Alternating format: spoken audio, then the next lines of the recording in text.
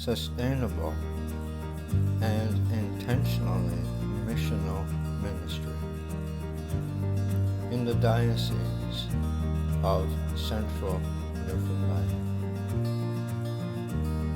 Welcome to the future.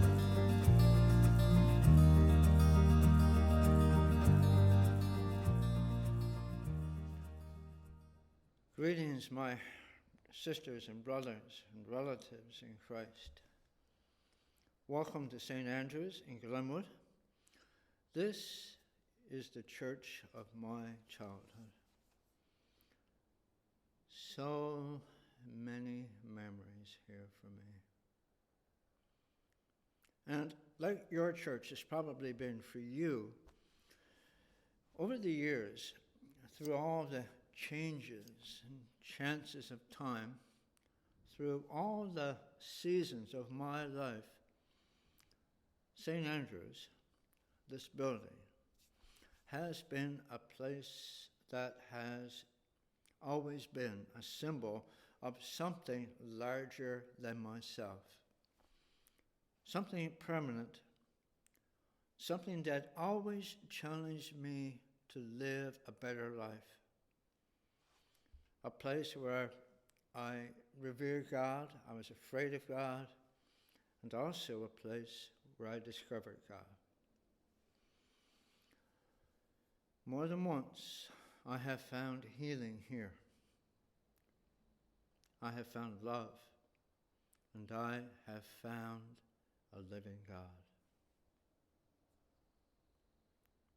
If this church had to close, I know I would be devastated. Some of you know exactly where I'm coming from, because some of you are wondering about the future of your own congregation. And some of you have seen your church or part of your parish either closed or restructured. You know, we've heard this statement for years. What is going to happen to the church when all the old people are gone? Well, friends, that's where we are now.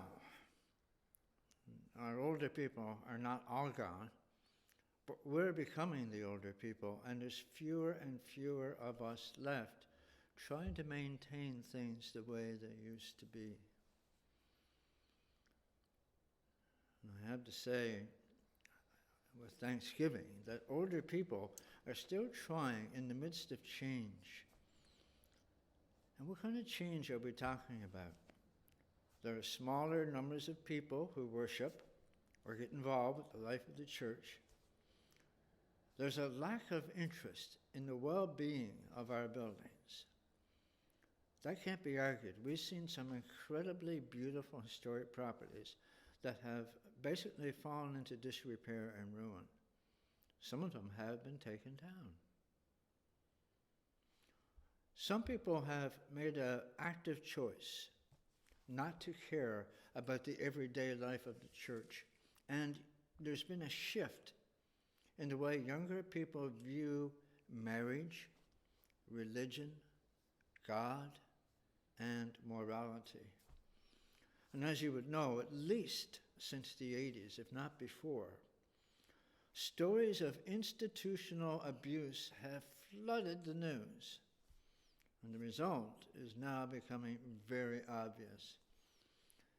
Very few young people look to the church as a guide or as a place that has a moral authority, that has a right to teach morality. Fewer and fewer people see the church as being a cornerstone of society.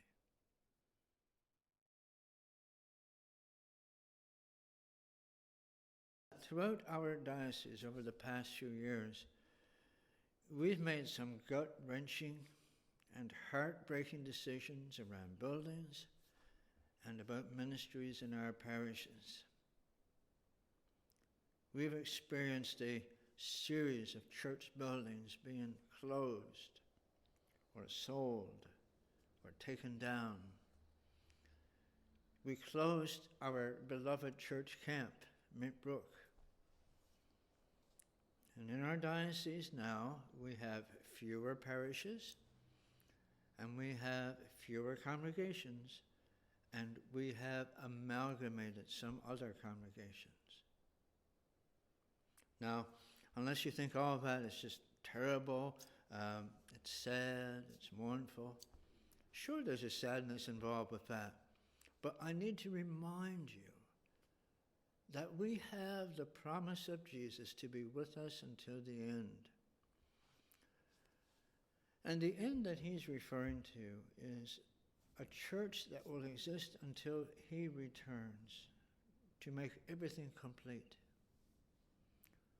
So he promises to be with us, to teach us, to guide us, and to provide all that we need. My friends, God is faithful. So if that's the case, if God is faithful, with that in mind, it's time for us to question and explore how we feel about the future of the church. And out of our own feelings, out of our own honesty, will come the future. If we believe that God is with us, we need to ask ourselves about how we know God's presence is active today. And you know what? All we need to do is to take a look at the things we're saying to each other and the way we are saying them. Let me ask you, are the conversations we are having more of a focus on what we see as a crisis, or are our conversations leading us to Spirit-inspired, courageous, realistic, missional thinking? Are we trying to manage decline in the church? Or someone said to me, putting on a Band-Aid? Or seeking the ways that God is calling us into mission in our time? Someone asked me if we're putting a Band-Aid on things. I said, absolutely, but you need a Band-Aid when you're bleeding. And what we are doing is we're preparing for the future. There's a document that we published in our diocese in 2017 entitled Policy on Sustainable and Intentionally Missional Ministry. Now, it wasn't meant to be a rule book. The word policy might make you think that. It was meant to be a guide to help us take a look at ourselves, to rediscover the beauty and wonder of our lives as Christians within our own communities and within our own church communities of faith. And learn again what God is doing in our time and how God is calling us to be a part of his plan for the future. Now, our clergy were asked, they were tasked to study this document and make it their own and then bring it to every parish and every conversation and every congregation and have a conversation about who we are and about where we are headed. The idea was to listen to each other, to share, and to grow in faith. Now I can tell you, some really exciting conversations have been held. Not everywhere. But right now, in every deanery in our diocese, there are conversations about the future that have already started. So yes, we have stepped out in faith. Yes, we've already made some tough choices. And yes, we're being blessed by our decisions with hope. So as we approach our 2021 Diocesan Synod entitled Welcome to the Future, we need to prepare to have some powerful and life life-giving conversations. I am presenting a series of videos that will help us with that conversation. These videos are going to help us engage the essence of what's contained in the document, the policy on sustainable and intentionally missional ministry. For some of you, it will be a review. But even if you've already read it and already engaged it, the connecting together with this diocese is going to be an incredibly rich experience. For others, it's going to be new.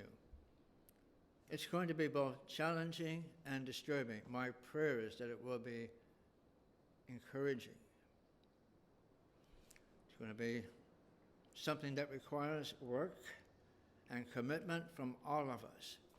But I promise you, when we come through to the other side, we are going to be able to say, Lord, we have searched for your will. In doing so, we have found each other. And by finding each other, we have rediscovered your beloved church. Relatives in Christ, thank you for joining us. Welcome to the future.